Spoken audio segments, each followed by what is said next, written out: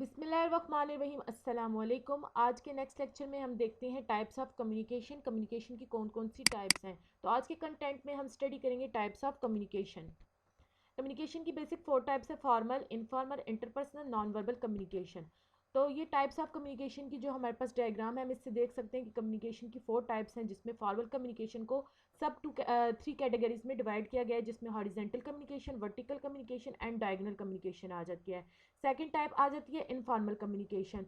उसके बाद हमारे पास थर्ड टाइप आ जाती है इंटरपर्सनल कम्युनिकेशन, जिसको सब 2 कैटेगरीज में डिवाइड किया है, जिसमें ऑरल कम्युनिकेशन, रिटन कम्युनिकेशन आ जाता है। और फोर्थ हमारे पास टाइप्स आ जाती है नॉन वर्बल कम्युनिकेशन। तो वन बाय वन हम टाइप्स को डिस्कस करते हैं।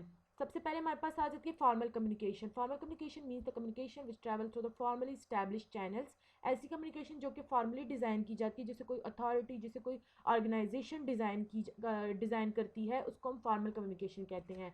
In other words, communication which travel through the formal chain of command और lines of hierarchy of authority is called the formal communication. ऐसी communication जिसमें हमारे पास एक ऑर्गेनाइजेशन डिज़ाइन कर रही है, उस कम्युनिकेशन को अकॉर्डिंग टू ऑर्गेनाइजेशन के कोड्स ऑफ लाइन्स, उसके जो है रूल्स के मुताबिक जो है वो चल रही है, उस तरह की जो कम्युनिकेशन है जिसको अथॉरिटी कंट्रोल कर रही है, तो वो हमारे पास फॉर्मल कम्युनिकेशन आ जाती है। Under it information is given through the formally design channel और नेटवर्क। इसमें जो इन्फॉर्मेशन जो फॉर्मली डिज़ाइन या करके उसको चैनल या नेटवर्क के ऊपर दिया जाता है, और इसको डिज़ाइन और कंट्रोल कौन कर रही होती है? मैनेजमेंट कर रही होती है। It is design control regulated by management कर रही होती है। तो फॉर्मल कम्युनिकेशन ऐसी कम्युनिकेशन जो कि कोई बिजनेस, कोई ऑर्गेनाइजेशन, कोई कंपनी, कोई अथॉरिटी डिज़ाइन करेगी, तो इस तरह की कम्युनिकेशन हमारे पास फॉर्मल कम्युनिकेशन होती है, जो हम देख सकते हैं कि जो फॉर्मली डिज़ाइन की जाती है। Types of formal communication. Communication की 3 टाइप्स हैं: हॉरिजेंटल, वर्टिकल एंड डायगोनल। सबसे पहली जो टाइप हमारे पास आ जाती है वो है हमारे पास horizontal communication. When communication take place between 2 or more person of the same level of position of the same department और other department of the organisation, it is known as horizontal communication. ऐसी communication जिसमें 2 या 2 से जो ज़्यादा लोग हैं जो कि सेम लेवल और सेम पोजीशन के एक ही डिपार्टमेंट के अंदर, तो वो हमारे पास हॉरिजेंटल कम्युनिकेशन होती है। जैसे हम कहते हैं when the finance manager communicate with the marketing manager concerning advertising expenditure, the flow of communication is horizontal communication. जैसे हम कहते हैं कि हॉरिजेंटल कम्युनिकेशन ये है कि जो मार्केटिंग मैनेजर है, जब वो फाइनेंस मैनेजर अपने मार्केटिंग मैनेजर और पर्सनल मैनेजर के साथ जब वो कम्युनिकेट कर रहा होगा, तो उस तरह की जो कम्युनिकेशन होगी वो हॉरिजेंटल कम्युनिकेशन आ जाती है। और इस तरह फिर हमारे पास मार्केटिंग मैनेजर भी पर्सनल मैनेजर से और पर्सनल मैनेजर मार्केटिंग मैनेजर से भी कम्युनिकेट कर सकता है। तो इस तरह की जो कम्युनिकेशन होगी उसको हम हॉरिजेंटल कम्युनिकेशन कहते हैं। सेकंड टाइप आ जाती है वर्टिकल कम्युनिकेशन। वर्टिकल कम्युनिकेशन कौन सी होती है? The communication in which information is either transmitted from top to bottom or from bottom to top in structure hierarchy is a vertical communication. In this way vertical communication may be of 2 type: upward downward। ऐसी communication जो कि हमारे पास top to bottom या bottom to top के form में हो, यानी ऐसा उसका स्ट्रक्चर हो, तो उसको हम वर्टिकल कम्युनिकेशन कहते हैं, जिसमें अपवर्ड और डाउनवर्ड कम्युनिकेशन आ जाती है। जिसमें सबसे पहले हमारे पास आती है downward communication. When message are transmitted from supervisor to subordinates along with the chain of command, it is said to be downward communication. ऐसी कम्युनिकेशन जिसमें हमारे पास जो हमारे पास transmit from superiors to subordinates, जब सुपीरियर से हमारे पास सबऑर्डिनेट्स के दरमियान मैसेज ट्रांसमिट होगा, मतलब टॉप से बॉटम की तरफ होगा, तो वो हमारे पास डाउनवर्ड कम्युनिकेशन होती है। It refer to the transmission of information from superior to subordinates, and most common downward communicators are job instruction, official memos, policy statements, procedure manual and company publications इसके अंदर आ जाती है, जिसको हम डायग्राम से देखते हैं। कि अब यहाँ पर हम देख सकते हैं कि ये जो डाउनवर्ड हमारे पास है, इसमें हमारे पास क्या है कि सुपीरियर्स और सबऑर्डिनेट्स। तो इन्फॉर्मेशन जब सुपीरियर से सबऑर्डिनेट्स की तरफ जब हमारे पास ट्रांसफ़र होगी, तो उसको हम डाउनवर्ड कम्युनिकेशन कहते हैं। दूसरी हमारे पास आ जाती है upward communication. The when message are transfer from bottom to top of organisation hierarchy, तो वो हमारे पास अपवर्ड कम्युनिकेशन होती है। This provide feedback on the extent of effectiveness of downward communication. It is also mean of informing the management about the view point, reaction, feeling and status of employee morale. Widely used upward communication devices include suggestion boxes, group meeting, report to supervisor, and appeal or grievance procedures. Usually, upward communication is utilized in democratic and participatory management. Effective upward communication channels are important because they provide employees with opportunity to have a say. Upward communication ये जब bottom से हमारे पास top की तरफ message transmit होगा। इस communication का ये फ़ायदा होता है कि इसमें हमारे पास जो एम्प्लॉयज़ होते हैं वो अपना पॉइंट ऑफ व्यू जो है वो अपने सुपरवाइज़र को बता सकते हैं, शेयर कर सकते हैं। तो इस तरह की जो हमारे पास कम्युनिकेशन होगी इसमें हम अपने व्यू पॉइंट्स, अपने रिएक्शन, अपने फीलिंग्स क्या हैं जो एक एम्प्लॉय की होती हैं वो शेयर कर सकते हैं, यानी वो एक तरह से अपने सुपरवाइज़र को फीडबैक दे सकता है। तो इस तरह की जो हमारे पास कम्युनिकेशन होती है उसको हम अपवर्ड कम्युनिकेशन कहते हैं, जिसमें हमारे पास क्या होता है, सबऑर्डिनेट्स जब हमारे पास सुपीरियर्स को मैसेज क्या करते हैं, ट्रांसमिट करते हैं। थर्ड हमारे पास आ जाती है फॉर्मल कम्युनिकेशन की जो टाइप है वो है diagonal communication. Diagonal communication cut across department line, such communication is in between people who are neither in the same department और neither not on the same level of organisation structure. मतलब हमने अगर देखा जो हमारे पास हॉरिजेंटल थी उसमें हमने ये देखा था कि जो हमारे पास कम्युनिकेशन थी वो उन लोगों के साथ थी जो कि एक सेम डिपार्टमेंट के अंदर थे, लेकिन ऐसी कम्युनिकेशन जो कि सेम डिपार्टमेंट के लोगों के साथ ना उसको हम डायगोनल कम्युनिकेशन कहते हैं। In other words, it refers to interchange of message between the manager and employee who are neither in the same department or not on the same level of organization structure। यानी कि उन लोगों के दरमियान message change होगा जो कि same department के नहीं है। Diagonal communication refer to communicate between manager and worker located in different functional division, although both vertical and horizontal communication continue important. These terms no longer adequately capture communication need and flow in most modern organization। जैसे अगर हम देखते हैं ना vertical और horizontal communication, जब हम इन दोनों को कंबाइन कर देते हैं तो वो डायगोनल कम्युनिकेशन बन जाती है। नहीं मैटर करता कि वो वर्टिकल कम्युनिकेट करें या हॉरिजेंटल, मतलब सेम डिपार्टमेंट में नहीं है लेकिन वो फिर भी कम्युनिकेट करें, तो उस तरह की डायगोनल कम्युनिकेशन होती है। The concept of diagonal communication was introduced to capture the new communication challenge associated with new organization forms such as matrix and project-based organization। जब हमें प्रोजेक्ट करना होता है तो उस सूरत में हम देखते हैं कि हमारे पास सेम डिपार्टमेंट के लोग नहीं होते बल्कि आउटसाइडर्स भी होते हैं, तो वो हमारे पास डायगोनल कम्युनिकेशन के अंदर आ जाता है।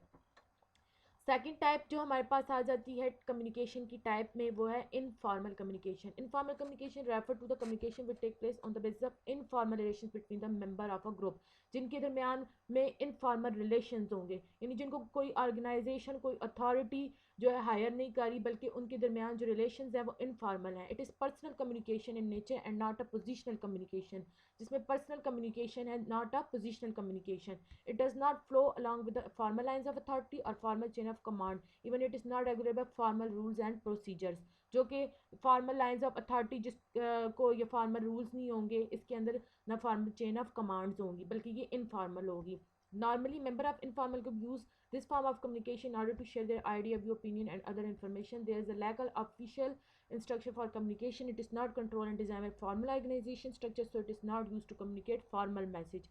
ये कम्युनिकेशन इसलिए की जाती है कि जब हमने आइडिया, व्यू, ओपिनियन शेयर करने हो, और इसमें हम देख सकते हैं कि हम जब अपने आइडिया या शेयर कर रहे होते हैं व्यू, तो इसमें हम जो है फॉर्मली कम्युनिकेट नहीं करते बल्कि इनफॉर्मली होते हैं। इस वजह से इनके अंदर जो इनफॉर्मल रिलेशंस होते हैं पीपल्स के दरमियान, तो इसको हम इनफॉर्मल कम्युनिकेशन कहते हैं। ये हमारे पास इनफॉर्मल कम्युनिकेशन की डायग्राम आ जाती है।